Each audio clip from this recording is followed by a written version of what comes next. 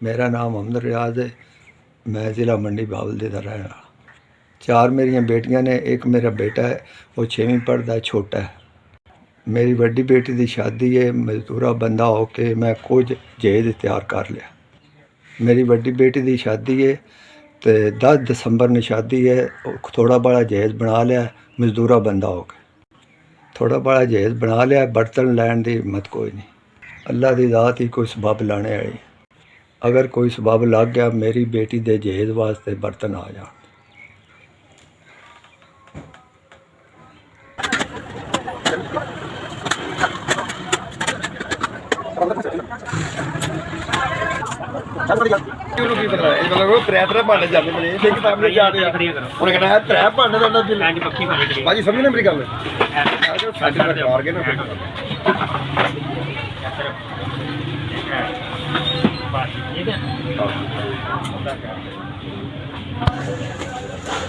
ਜਿਹੜਾ ਬਿੱਲ ਵੱਧਦਾ ਨਾ ਬਾਜੀ, ਸਿਰਫ ਸਿਲਬਸ ਦਾ ਬਿੱਲ ਵੱਧਦਾ, ਸਟੀਲ ਐਡਾ ਮਹਿੰਗਾ ਨਹੀਂ ਹੈ।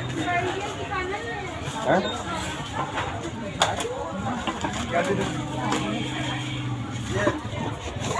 ਯਾਦ ਕਰ ਇਹੀ ਨੇ ਬਾਜੀ। ਵੱਡਾ 5 ਦਾ, 3 ਦਾ, 3.5 ਦਾ, 3 ਦਾ ਵੀ ਹੈ, 3.5